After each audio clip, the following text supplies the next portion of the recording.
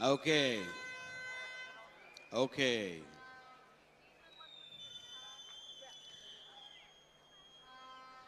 We need Енді келесі now бірнеше күнге көңіл бөлу керек. focus on the next few days.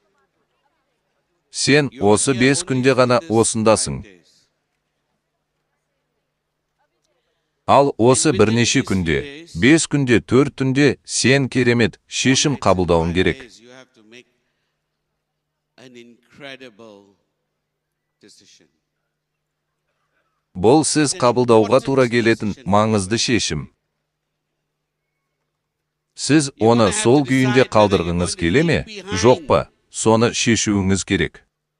Осы уақытқа дейін өмір сүргеніңіздің бәрі сіздің ескі құндылықтар жүйеңіз, әлем туралы ескі түсінігіңіз, ескі сенімдеріңіз. Your old understanding of the world. Your old beliefs.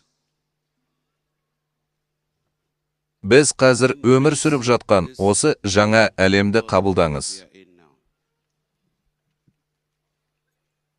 Қазір өте маңызды сәт. Біз мұнда келген кезде тойладық, бірақ қазір көңіл күйімді көтеруім керек. Need to set the mood Мен қарқынды орнатуым керек. Мен сені дұрыс жолға қоюым керек. at the right level.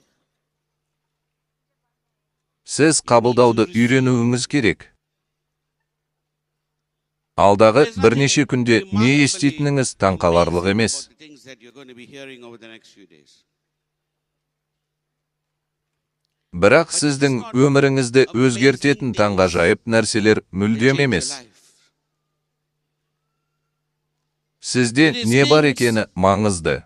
That you have Тек simply not өз thought ішіңізде не білетініңізді бұрыннан білетін нәрселер туралы ойламаңыз. about. That you already know within you. Мен олармен кездескен кезімде әртүрлі уақытта сахнаға шыққан бұл адамдармен ештеңе бөліскен жоқпын. Мен олармен жаңа ештеңе бөліскен жоқпын. Егер мен бірдеңе бөліссем, жапа бұрын айтқандай, менің сұрақтарым болды. That I asked. Дәл осы сұрақтар оларды ойландырды және біз келесі бірнеше күнде бірге талқылайтын сұрақтар болды. And it's those questions that we will be going through together over the next few days. Бұл жерде күрделі ештеңе жоқ. That is going to be Бұл керемет. Сен менімен біргесің бе? Адамдар Афгандан оралып, бұл таңғажайып оқиға екенін айтады. Сіз мұнда келіп, қандай да бір сиқырлы шоуды көресіз деген ойыңыз бар. Бұл Дэвид Копперфилд емес. Мұнда ешқандай сиқыр жоқ. Бұл жай ғана шындық, ал шындықтың ішінде сиқырдың өзі бар. And within the reality is magic itself. Сен оған қол жеткізе алатыныңды біліп, бұл жерден кетуің керек. That you can achieve. That you Сен can reach қол out. ұшын созып, туған адамың Can бола аласың. become what you were born to be. Біздің істеп жатқан ісіміздің құдіреті соншалық, дүниеде ондай ештеңе жоқ. There's nothing like it in the world. Ең алдымен, мен көптеген желілік компаниялардан өз қызметкерлерін осында жіберіп жатқанын естідім. Сіз менімен келісесіз бе? Маған сеніңіз. Олар мұны барлық жерде жасайды. Жыл сайын Афганда олар осында келіп, көлік қояды және бізді бақылайды. Солай ма? Сосын олар жай ғана шошып кетеді. Just amazed. Олар ештеңе түсінбейді. Олар, ал сен басқаша не істеп жатырсың, дейді. As Олар сізге бұрын айтқанындай, бұл шағым туралы емес. Бұл компания туралы да, өнім туралы да емес. Біз басқаша не істеп жатырмыз. Біз олардың компанияда ең көп табыс әкелетінін түсінбейміз. in the fashion that they do, the highest earners in the company. Сіз менімен келісесіз бе? Компанияның ең ықпалды және ең жоғары жалақы алатын қызметкерлерінің кейбірі дәл қазір сіздердің араларыңызда және сізге қызмет етуде.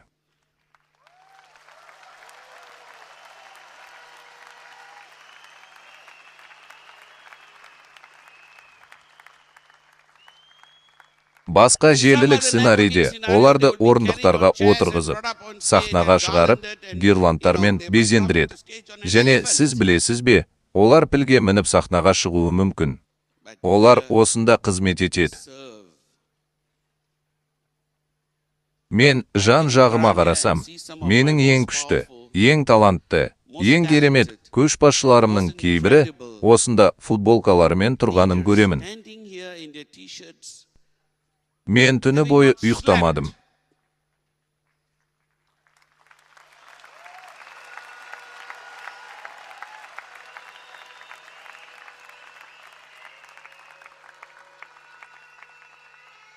Мына орындықтардың барлығын мына жерден көріп тұрсың. Бір жерде, әйтеуір, жүрегіңнің түбінде өзіңе сәлем деп ойлайтын шығарсың. Кейбір жұмысшылар осында келіп, осы орындықтардың барлығын осында қойды. Сен менімен біргесің бе? Жоқ.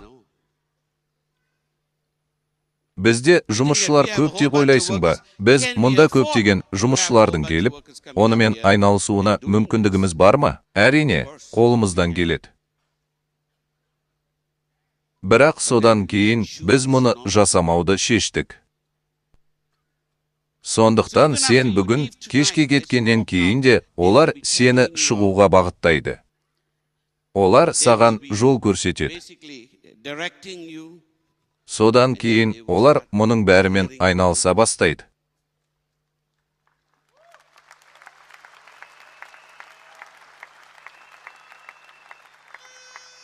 Басқа жерлерде, әлемнің басқа бөліктерінде олар нұсқау алып, сахнада өнер көрсетеді. Және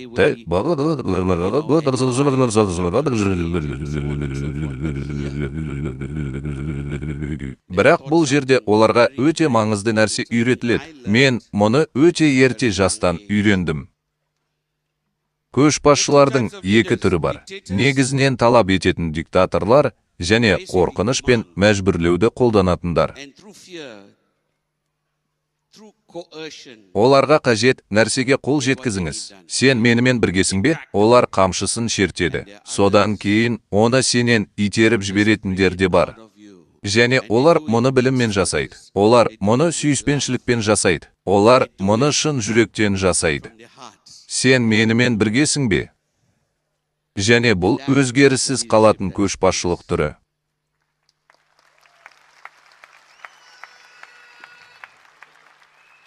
Ал мына балалар, сендер осында келгенге дейін бірнеше күн бойы керемет азап пен азапты бастан өткеріп жатырсыңдар.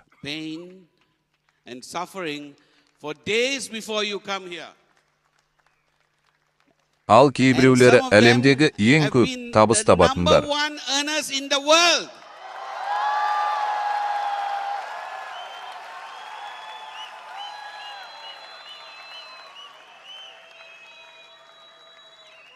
Ал стадионда олардың біразы бар. Біз тақталар мен фотосуреттерді іліп қоймаймыз. Оларды гирландтармен безендірмейміз, және оларды ең ұлы көшбасшылар деп айтпаймыз. Оның орнына біз оларға жетекшілік ету үшін қызмет етіңдер деп айтамыз.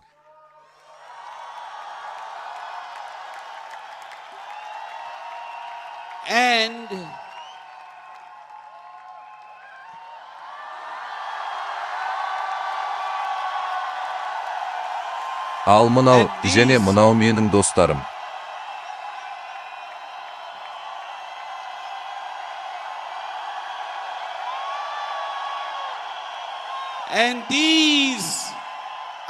Бұл менің отбасым.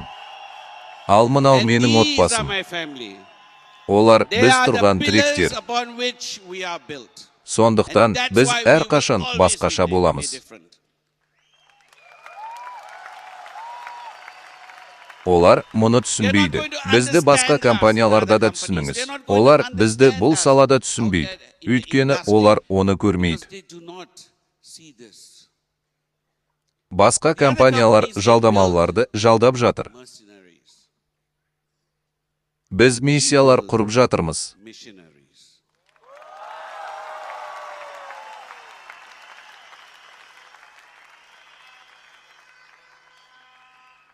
Олардың жүректерінде миссия болған кезде, олар бәрін жасайды. Олар мұны құмарлықпен жасайды. Сен менімен біргесің бе? Сен менімен біргесің бе? Сіз өзіңіздің барлық құмарлықтарыңыз бен ұмтылыстарыңызды бір нәрсеге жұмсайсыз. Бірақ сонымен бірге, сіз мұны не үшін істеп жатқаныңызды түсінбейсіз. Бұл күн сайын 9-дан 5-ке дейін жұмысқа бару сияқты. Сен менімен біргесің бе? Сен бар өміріңді және құмарлығыңды соған жұмсайсың. Ал 35-ші жылдан кейін саған әдемі алтын сағат сыйлап, рахмет айтасың. Сен білесің.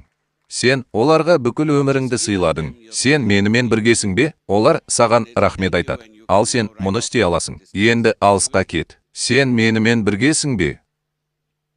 Екінші жағынан, олар өз миссияларын түсінген кезде, не істесе де, тіпті егер олар мұны қызметте істеп жатса да, дәл қазір осында тұрған адамдар сияқты. Және олардың саны өте көп. Бір нәрсені істе. Келесі 5 күнде кетер алдында, оларды қай жерде көрсеңіз де, бәрі жақсы, олар қандай формада болса да, олар сізге қызмет етеді. Бұл олардың жасаған керемет әрекеті. Сен менімен біргесің бе? Оларға рахмет.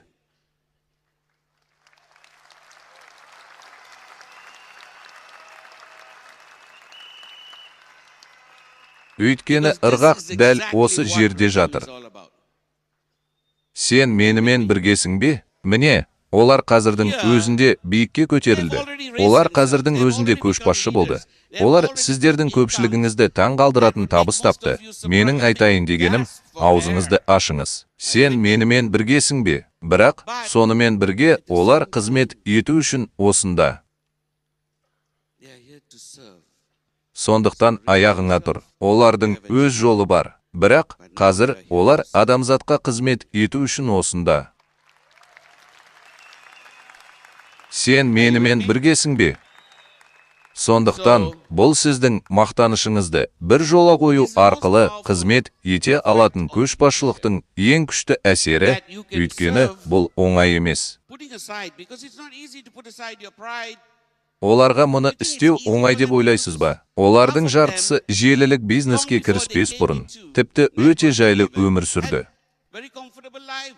Олар осында келіп, дәретханадан бастап, осы орындардың барлығын тазалауға және ретке келтіруге дейін, медициналық кабинетте қызмет көрсетуге, құлаған кезде алып жүруге дейін бәрін шешеді. Сен менімен біргесің бе? Қызметте болудан асқан көшбасшылық деңгей жоқ.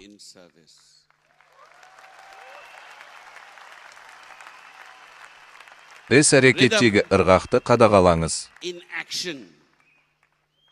Іс-әрекеттегі ырғақ ең бастысы.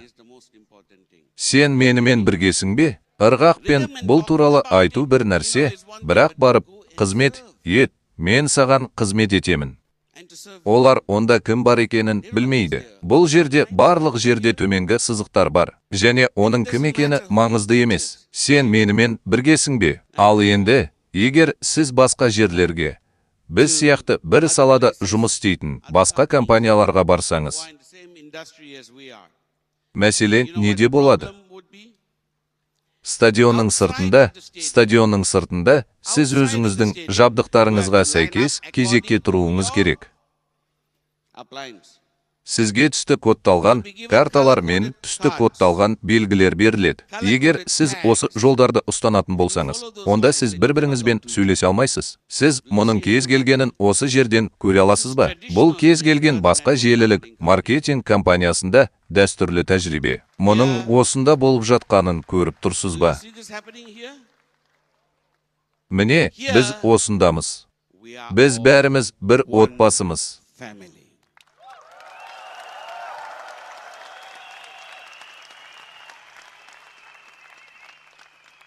Бұл есіктерден кіргенде түс жоқ.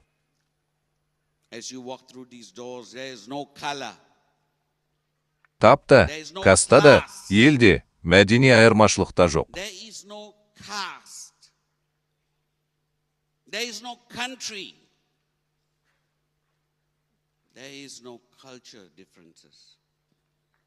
Біз бәріміз бірміз.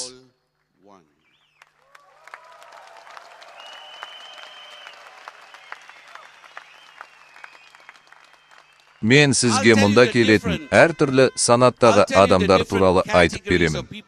Әртүрлі санаттағы адамдар бар. Бұл не екенін айтқым келеді ме? Сіз бүкіл бөлмедегі, бүкіл аренадағы санаттарды қарағыңыз келе ме? Жарайсыңдар. Әкелер, қолдарыңды көтеріңдер. Әкелердің бәрі, қолдарыңды көтеріңдер. Бірінші санат. Аналар, қолдарыңды көтеріңдер.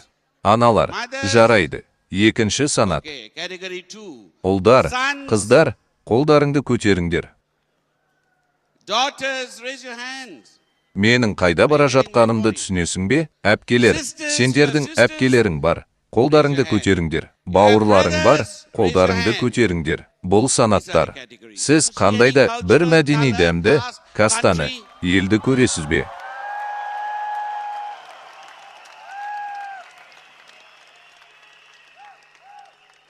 Бір ғана түс бар. Сен менің қолымды кесіп алдың. Өз қолыңды кесіп ал. Ол қызыл. Біз мұны істегенде ғана біз оны, айырмашылықтарымызды және барлығын ұмытып кетеміз. Бізді бөлетін осы нәрселердің барлығы бізге бір-бірлік ретінде шынымен бірге қозғалуға мүмкіндік береді. Табысқа жетудің құпия формуласы жоқ. Сіз оны жалғыз жеңе алмайсыз. Сен менімен біргесің бе? Сондықтан, егер сіз оны жалғыз жеңе алмасаңыз, оны жеңу үшін сізге басқа иықтар қажет болады. Мен сені көтеріп жүрмін. Сен сол адамдардың бәрін көрдің бе? Менің жүгімді солар көтереді. Ал менің артымда әлі де көп нәрсе бар. Тіпті кейде, кінетте, біз үшін жұмыс істейтін адамдар да менің отбасым. Біз оларды С отбасы дейміз.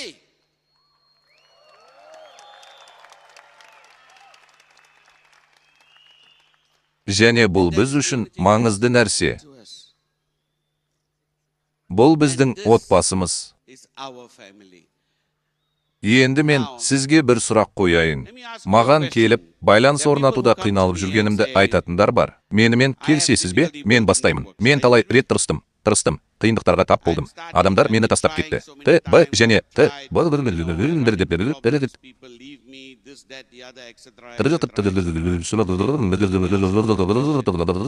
Және сізге сұрақ қоюға рұқсат етіңіз. Сенің де үйіңде туыстарың бар. Олармен де ұрысып қаласың. Сен де олармен ажырасасың. Менің қайда бара жатқанымды түсінесің бе? Бұл сенің қолыңды жуып, кетіп бара жатқаныңды білдіре ме? Егер сен отбасы мүшелеріңнен, мейлі олар бауырларыңнан, мейлі одан да маңыздысы, өз балаларыңнан немесе аналарыңнан алыстай алмасаң, оны қалай мойындауға шешім қабылдайсың? Біз бір-бірімізден қандайда бір жолмен ерекшеленеміз бе? Өйткені сенің астыңдағы туыстарың жататын бұл топта, олар әке бала, аға әпке қарындас емес пе? Және олар да сен сияқты саған қамқор болады. Ал сен оларды өз отбасың етесің. Сәтсіздікке ұшырай алмайсың.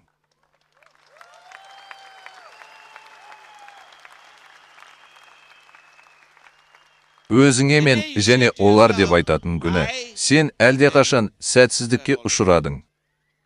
Біз сөзін қолдана бастағанда, біз оны біз деп атаймыз. Өйткені бізде тек біз бар. Because there is only we.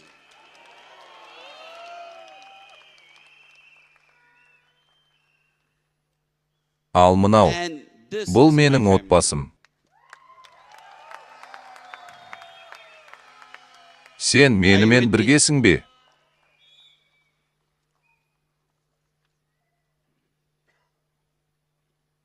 Отбасынан маңызды ештеңе жоқ. Сондықтан, отбасынан маңызды ештеңе жоқ. Және сіз бұл отбасымен жұмыс істей аласыз. Құдай сізге берген отбасы бар, және сіз таба алатын отбасы бар. Олардың арасында ешқандай айырмашылық жоқ. Сен менімен біргесің бе? Әркімнің басынан қиын кезеңдер өтеді. Әр адамның өз уақыты жақсы болады. Бірақ, сіз қиын кезеңдерді бастан өткергенде, және сіздің жаныңызда отбасыңыз болса, сізге қамқорлық жасайтындар. Осы уақытты кіммен бөлісуге болады? Сонда бұл әлдеқайда оңай болады. Солай емес пе? Иә. Бірге жылайтын адамың болса, азабың 2 есе азаяды. Күлетін адамың болса, күлкің 2 еселенеді. Мәселе мынада, біз мұны жалғыз істеуге бейімбіз. Және біз мұны жалғыз жасағандықтан, біз үнемі бір нәрсеге қол жеткізе алмаймыз. Сен менімен біргесің бе? Және біз сәтсіздікке ұшырай алмаймыз. Солай емес пе?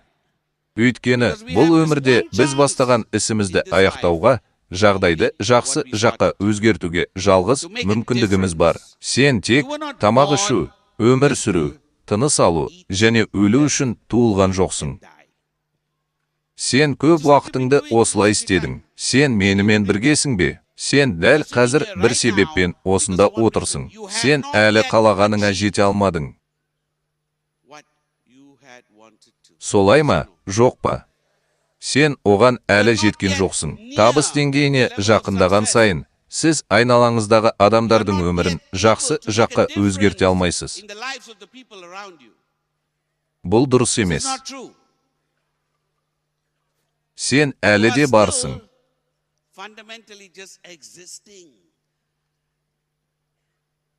Бар болудан да көп нәрсе болуы керек. Егер соңғы 5 жыл дәл қазіргідей өтіп кетсе, және бұл біздің көпшілігіміз үшін солай болса, иә, онда бұл туралы маңызды ештеңе болған жоқ. Менің қайда бара жатқанымды түсінесің бе? Соңғы 19 жыл біз үшін таңғажайып жыл болды. Өйткені біз күн сайын маңызды болатынбыз.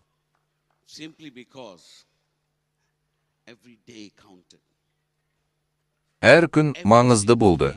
Сен менімен біргесің бе? Және біз күн сайын маңызды болатынына көз жеткіздік.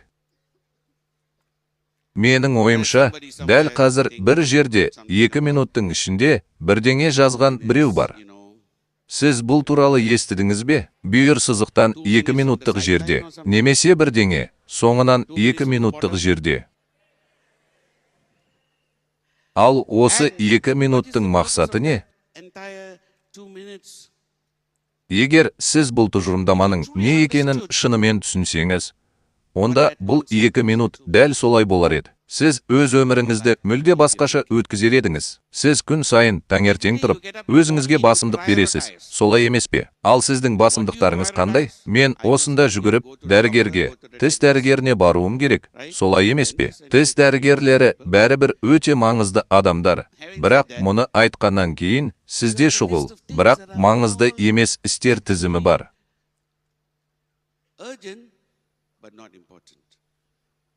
Егер сіз бұл тізімге 1 жыл немесе 1 аптадан кейін қарасаңыз, бұл тізімді тіпті есіңізге түсіре алмайсыз. Менің қайда бара жатқанымды түсінесің бе? Сен мені түсінесің бе? Сонда не істеуің керек? Сен әр күнді соңғы күн сияқты істеп, оған қарауың керек. Ырғақ дәл сен қалаған нәрсе. Ырғақ, бұл сенің өміріңді қалай өткізетіндігің. Сондықтан оны өзіңдегі ең қымбат, ең қасиетті нәрсе ретінде қарастырып, әр минутты маңызды деп санадың.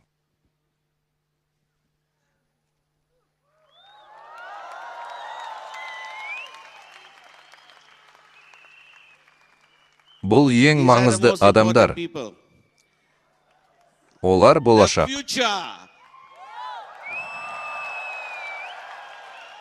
Сондықтан, біз олар үшін жақсы әлем құру үшін Фуканға келдік.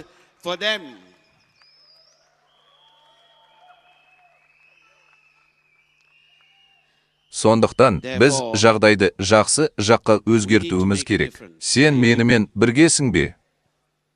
Енді ырғақты түсіну керек. Біз өз компаниямызды осы жерден бастадық. Біз бұл туралы көшеде көп айтпаймыз, өйткені адамдар оны түсінбейді. Бірақ сен түсінуің керек. Олай емес. Ритм сыртқа шығып, көбірек жазылушыларды тартқысы келмейді. Бірақ Егер сіз ырғақты түсінбесеңіз, сіз ешқашан табысқа жете алмайсыз. Менің қайда бара жатқанымды түсінесің бе? Көрдіңіз бе? Мұның бір қызығы, бұл сізге көбірек адамдарды тартпайды. Сіз сыртқа шығып, біреуге, білесің бе, ырғақты түсіну үшін менің артымнан жүр деп айта алмайсың. Бұл жұмыс істемейді. Менің қайда бара жатқанымды түсінесің бе? Бұл жүр, бізге бер деген сияқты. Білесің бе, біреуге, Феррари сатып алайық деп айту әлдеқайда оңай. Сен менімен біргесің бе? Білесің бе? Мерседес Бенцті алайық, BMW сатып алайық, жаңа үй алайық, соны істейік. Білесің бе? Бірақ сіз сыртқа шығып, біреуге балалар үйін салайық деп айтсаңыз, кенеттен ол соншалықты қызықты болып көрінбейді. Сен менімен біргесің бе? Сол сияқты. Ырғақ шын мәнінде табысқа жетудің ең маңызды себебі болып табылады. Біз тек ырғақтың арқасында ғана жетістікке жетеміз. Біз оған сене бастағанда және оны сол қалпында қабылдай бастағанда, сіз санауды тоқтатасыз. Сен мені түсінесің бе? Және солай болады. Санауды доғар. Көрдіңіз бе? Жалдамалы адамдар, олар бәрін есептеу керек. Сен менімен біргесің бе? Өйткені мұның бәрі доллар мен центке байланысты. Бұл өте жақсы. Өйткені сізге жалдамалылар өте қажет. Сіздің желіңіздің бір жерінде сізде екеуінің комбинациясы болады. Мен жалдамалылармен араласуға немесе оларды елемеуге болмайды деп айтпаймын. Олар саған керек. Сен менімен біргесің бе? Алдымен олардың кіруіне рұқсат етіңіз. Олардың барлығы алдымен Феррариді алуға келеді. Сен менімен біргесің бе? Сонымен қатар, мен Феррариге иелік етудің керемет ештеңесі жоқ екенін білуім керек. Бұл жерде ерекше ештеңе жоқ. Маған сеніңіз. Бірақ қалай болғанда да, адамдарды есіктен кіруге шақыру өте жақсы. Сен менімен біргесің бе? Оларға ырғаққа енгеннен кейін, олардың шынайы табысқа жететінін түсіндіру әлдеқайда маңызды. Оған ешқашан жалғыз қол жеткізілмейді.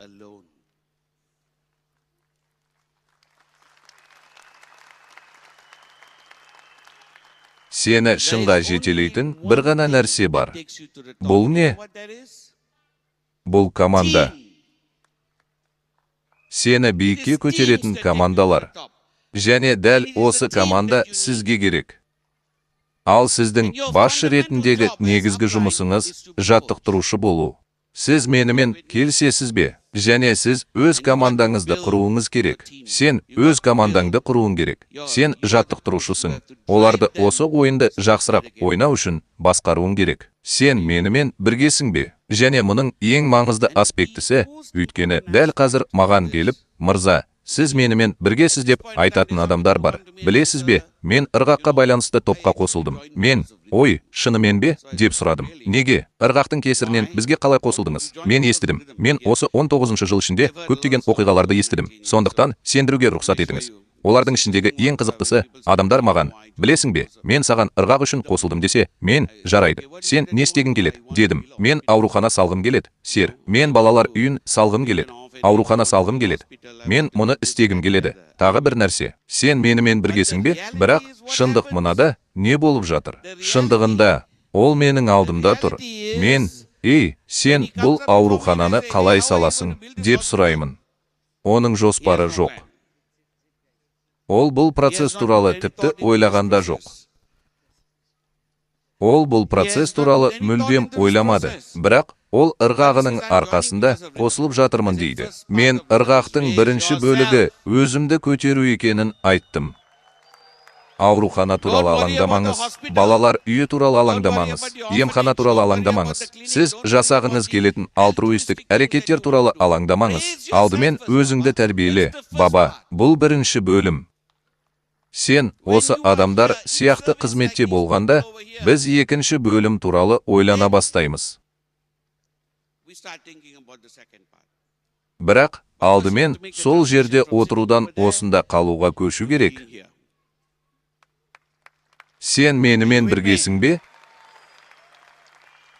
Және бұл ауысу орын алған кезде, сіз ырғақтың не екенін түсіне бастайсыз. Мұнда өте маңызды нәрсе бар. Бұл шерту деп аталады. Мұны келесі бірнеше күнде естисіз. Сіз шерту туралы естідіңіз бе?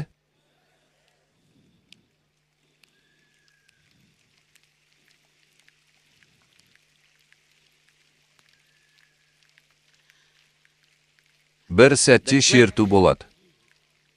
will happen at some point.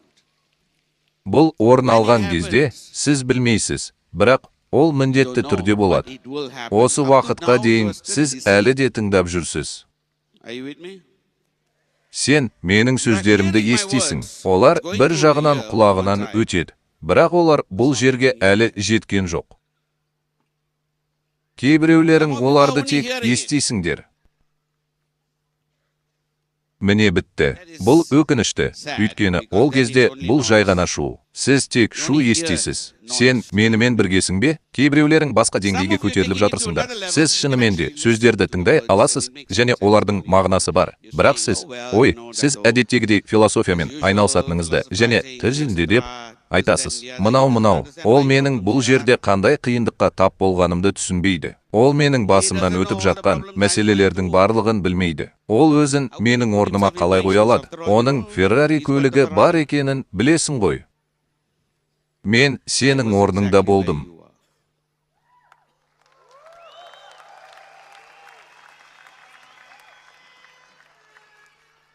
Мен Жапаның үйіне чапати жеуге баруым керек еді. Себебі ол жерде дәмді тағам болды. Бұл дәмді болды. Сонымен қатар ол тегін болды. Сондықтан біз ең қиыннан бастадық. Сен менімен біргесің бе? Бізді тыңдайтын тағы бір топ бар, бірақ ол әлі де осында. Бұл процестің барлығы жоғарыда болып жатыр. Бұл сізде бар ең тітіркендіргіш нәрсе. Бұл сіздің табысқа жетуіңізге кедергі жасайды. Бұл сіздің сүзгіңіз. Бұл сізде бар ең маңызды нәрсе, сонымен бірге мен сіздің ең үлкен жауыңызмын. Сен менімен біргесің бе? Дәл қазір сіздің басыңызда рационализация жүріп жатыр. Ол сізге, білесің бе, біразын жазып алайық деп айтып жатыр. Мұның бәрі өте жақсы. Сен қазір не істеп жатқаныңды түсінесің бе? Сен тыңдайсың, содан кейін қайтып келіп, бағыныштыларыңа айту үшін. Сен шынымен жазып алдың. Көпшілігіңіз жазып алып жатырсыз. Іс қағаздарын жүргізуде қандай мәселе бар? Баба, ақпарат мұнда емес, жазбаларға түседі.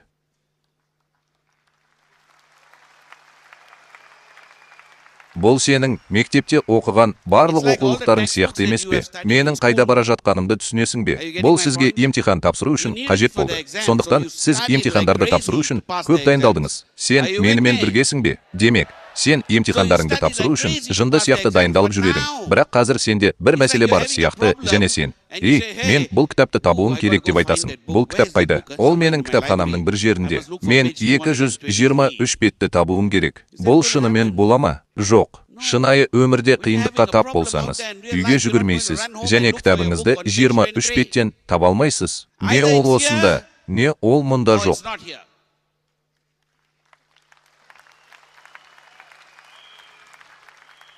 Сондықтан, дәл қазір хабарлама жіберіліп жатса, сіз жазбаларды жазуға көп көңіл бөлетініңіз сонша, олай емес. 3-ші бөлімге көшейік. Сіз тыңдап отырсыз. Сондықтан, сіз осы жазбалардың барлығын өте жақсы жаза аласыз. Ол өз жұмысын өте жақсы атқарып жатыр. Және бұл жазбалар өте маңызды. Бірақ, егер сіз мұнда не жазылғанын түсінсеңіз, онда менің әрбір сөзімді жазып алудың қажеті жоқ. Сіз мұны өз сөзіңізбен айтасыз.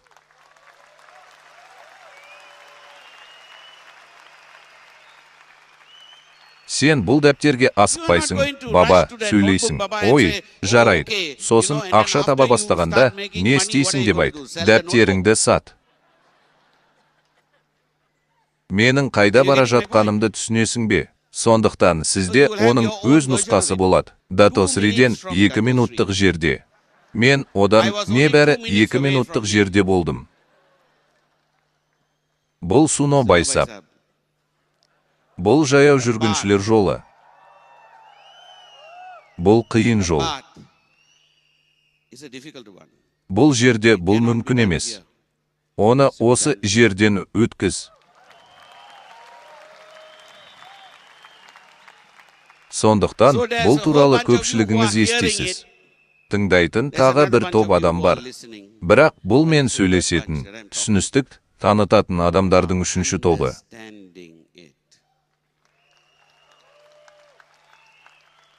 Егер сіз мұны шынымен түсінсеңіз, мұнда не жазу керек? Менің қайда бара жатқанымды түсінесің бе?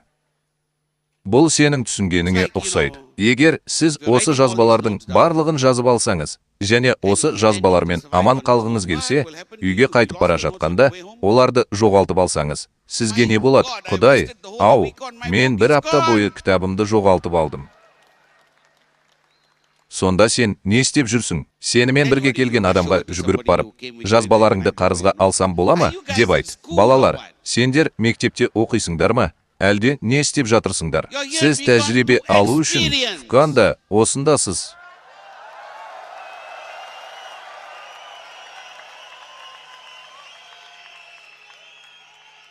Сіз Викондасыз. Осындағылардың барлығын сезіну, осындағылардың бәрін есту үшін. Ал сен бұл жерден кеткенде, осы жерде сөйлеуді үйренесің.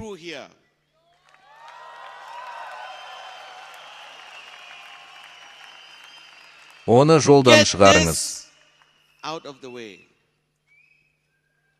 Сен менімен біргесің бе? Міне, сенің жазбаларың, менің айтайын дегенім. Сіздің жазбаларыңызға құрметпен қарасам, сізге бірнеше жазбалар жасау керек. Мен сенімдімін. Бірақ жазбаларыңызды жазуға көп көңіл бөлмеңіз. Осы уақытқа дейін барлығын сүзуге назар аударыңыз. Сен менімен біргесің бе? Міне, осының бәрі осында. Сіз мұны осы жерде сезінуіңіз керек. Біріншіден, егер сіз бірдеңе жазып алсаңыз, ол сізге оның артындағы әсер мен энергияны көрсетпейді.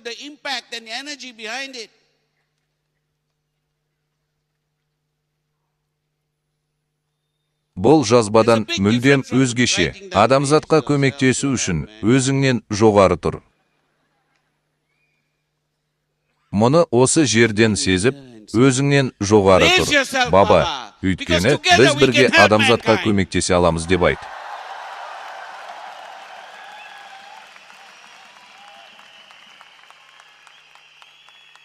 Бұл нағыз көшбасшылықтың мәні. Сен мұны істеуің керек. Мүмкін сен мұнда жалдамалы болып келген шығарсың. Менің міндетім сені миссионер ету.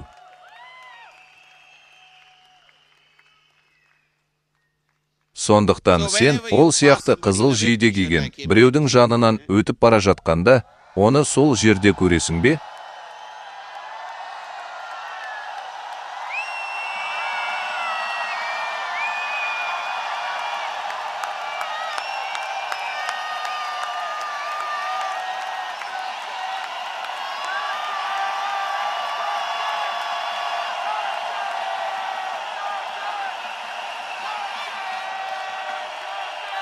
Сен біреудің жанынан өтіп бара жатқанда, біреудің жанынан өтіп бара жатқанда.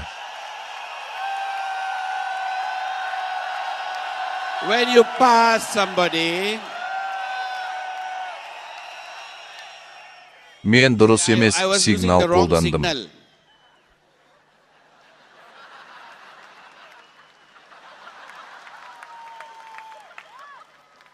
Көйлек, футболка киген біреудің жанынан өтіп бара жатқанда, сен менімен біргесің бе? Сұр болсын, қызыл болсын, олардың қызметте екенін білесің бе? Не істеп жатырсың?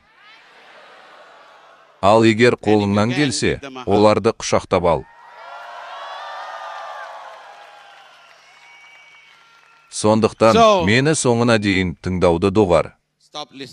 Сен мені соңына дейін тыңдауың керек, өйткені бұл биологиялық функция. Бірақ, егер бұл осы жерден өтсе, мен осында шығамын. Ол осы жерден өтіп, осы жерден сүзіліп, осында жету керек.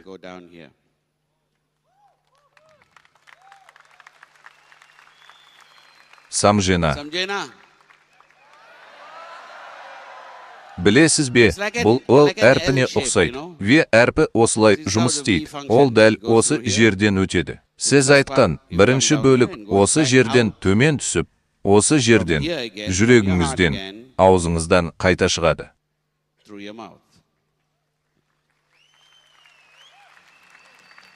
Бірақ бұл кезеңнен өтпей-ақ, ол автоматты түрде өтеді. Бұл кезеңнен өтпей-ақ, бұл жай ғана сөздер. Бұл кезеңнен өтпей-ақ, ол жай ғана естелікке айналады. Бір нәрсені есте сақтау, бұл дүниедегі барлық айырмашылық. Адамдар сізді бірден көреді, әсіресе шынымен жақсы адамдар, сіз шынымен алғыңыз келетіндер.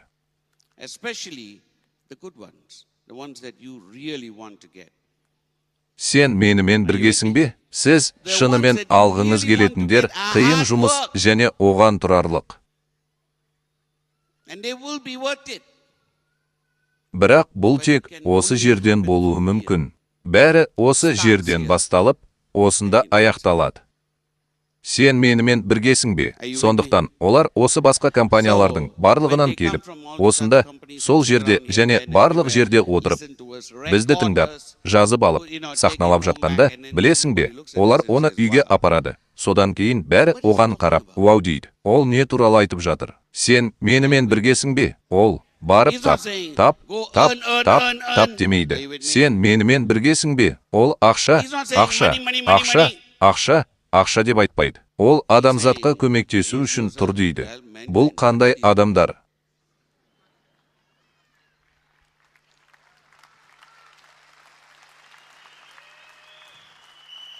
Білесің бе?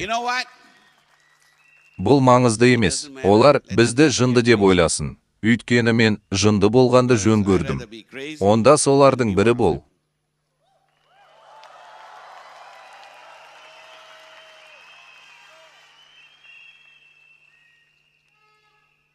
Олар бізге қарап, бізді жынды деп ойлайды.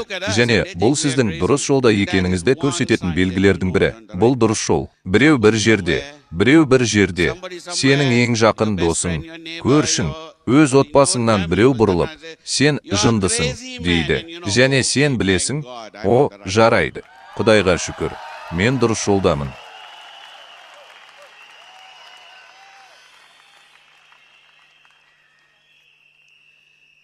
Олардың бәрі бізге қарап, бізді жынды деп атауы мүмкін. Бірақ мен оларға қарап, олардың бәрі бірдей екенін айтамын.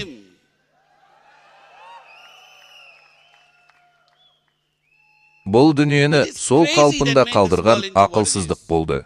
Бұл ақылсыз. Олардың әрқайсысын жынды деп атаған. Ал Гандиді жынды деп атаған ба? Дәл солай.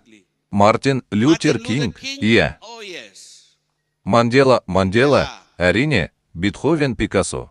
Mandela. Absolutely. Beethoven, Picasso. Сен менімен біргесің бе? Ван Гог, Рембрандт. Олардың бәрі жынды болды ма? Олардың бәрі жынды болды. Және бұл оларды әлемдегі ең ұлы адамдарға айналдырды. Сен менімен біргесің бе? Олардың бәрі жынды болды. Олардың не істеп жатқаны соншалықты ақылсыз. Олар не істеп жатқандарын мүлдем жаңа деңгейге көтерді. Олар кемелдікке жетті. Олар жарқырауға қол жеткізді.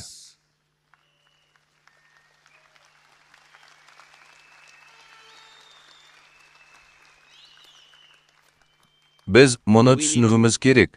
Бұл ақылсыз. Біз онымен сәйкестендіруіміз керек. Егер сіз өз ісіңізден ләззат алсаңыз, өміріңізде бір күнде жұмыс істеудің қажеті жоқ.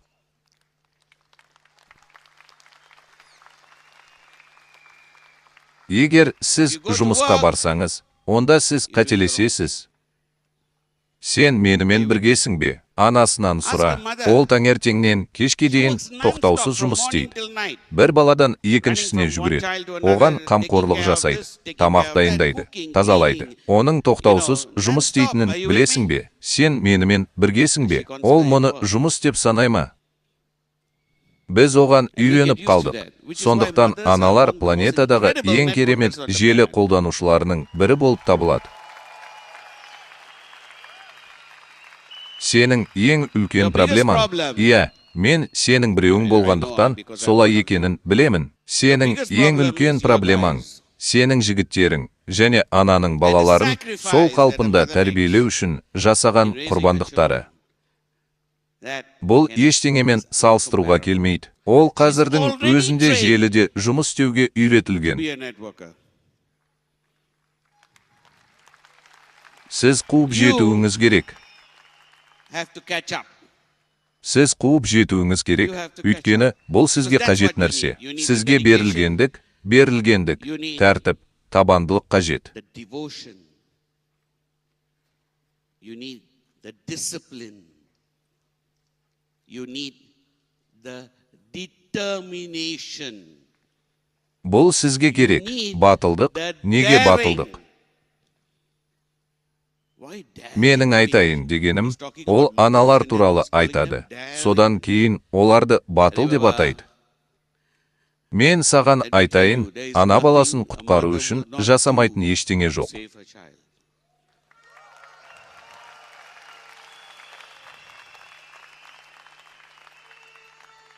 Өйткені құжатталған жағдайлар бар емес пе? Right? Солардың One бірі in particular әлі that күнге I дейін still есімде. remember in my mind. Мен Австралияда кішкентай бала едім. Кішкентай бала алдыңғы есіктен сырғып шығып, киім ауыстырып жатқан әкесіне қарай жорғалап And, кетті. crawled his way over to where the father, who was Оның changing the көлігіндегі tire of his шина car солай емес пе? Ол оны стендте қалдырды. on the stand. Сен менімен біргесің бе? Мен шинамды алып, жаңа шина алу үшін дүкенге бардым. To get a new tire. Осылайша, көлік үш дөңгелекте және тұғырда тұрды.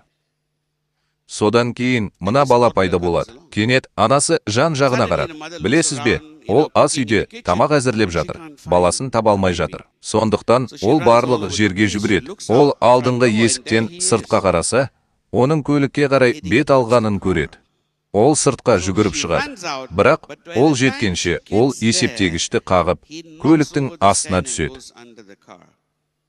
Сен менімен біргесің бе? Ал мына 90 фунттық керемет әйел арық. Айтайын дегенім, оның суретін көрсең, оның сыртқы түрін көресің. I mean, if you see her picture, she looks Арық және әлсіз. and a weakling. Ол мына көлікті көтерді. Lifted that car.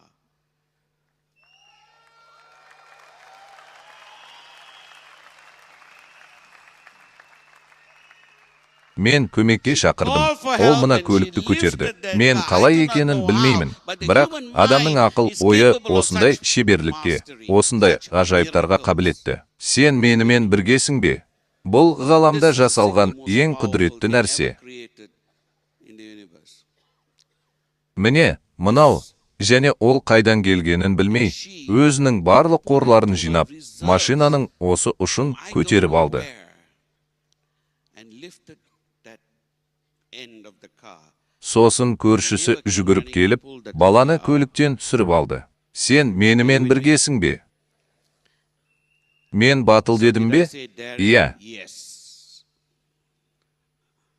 Сондықтан, егер сіз керемет желі қолданушысы болғыңыз келсе, алдымен анаңызға мұқият қарауыңыз керек. Және мынаны түсініңіз. Бұл процесте үлкен құпия жоқ. Great secret to the process. Сіз өзіңізді жетілдіруге ұмтылу үшін осындасыз. Raising yourself. Absolutely. Бірақ дәл қазір сіз қабылдау, сіңіру, үйрену және шын жүректен қабылдау үшін осындасыз. Бұл тұжырымдамадан тыс, ырғақсыз, сіз ешқашан шынымен табысқа жете алмайтыныңызды түсіну керек. Without rhythm. Ырғақ бұл сіздің платформаңыз. Екінші бөлімді түсіну, ең іргелі нәрсе. Is the most fundamental thing. Өз жетістігіңізге жету, қысқа мерзімді мақсат. Is a short-term goal. Басқа адамдардың жетістігіне қол жеткізіңіз. Сонда олар сізге ақша салады.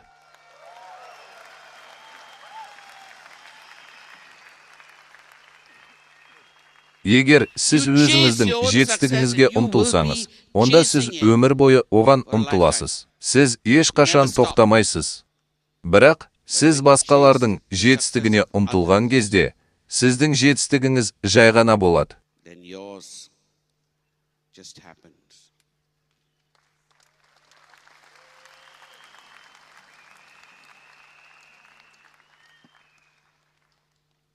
Сондықтан бүгін мен сенің бұл хабарды жүрегіңде сақтағаныңды қалаймын.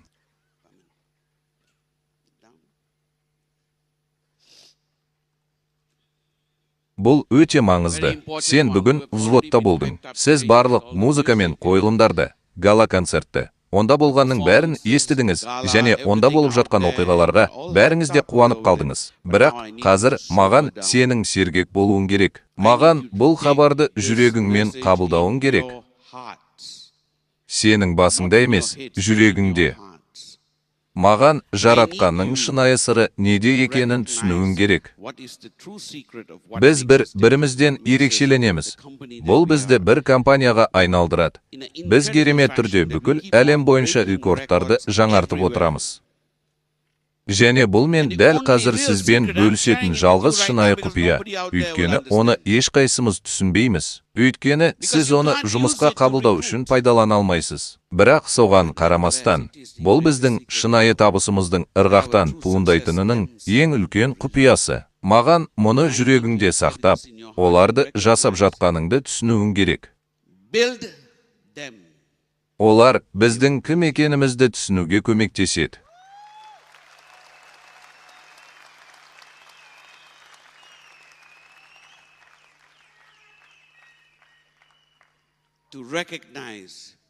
Біз бәріміз бірміз. Сен менімен біргесің бе? Біз отбасымыз, және біз отбасын құрып жатырмыз. Сіз мұны өз астарыңыз деп атай аласыз. Мен оларды әрқашан отбасы деп атайтынмын.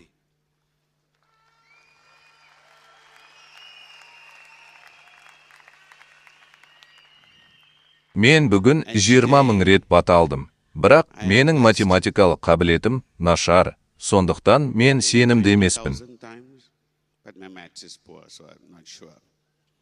Бірақ бүгін мен 20 000 рет бата алдым. Өйткені менің отбасым осында менімен бірге.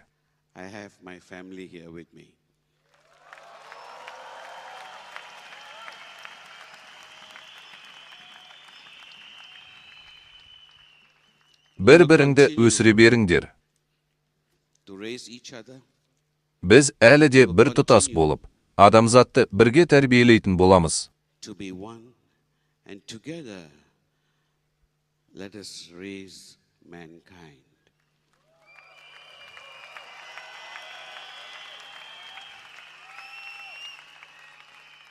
Мен әрқайсымызға шын жүректен жүгінемін. Сіздің сапарыңыз енді ғана басталды. Барлығыңызға осында келгеніңіз үшін сәттілік тілеймін. Бірақ бәрінен бұрын бәріңіз бір-біріңізді бірлік ретінде жақсы көрулеріңізді тілеймін. Өзіңді тәрбиеле. Біз адамзатқа көмектесе аламыз. Егер біз жүрегімізді жұмысқа, ал ақыл ойымызды демалуға жұмсасақ, адамзатқа көмектесе аламыз.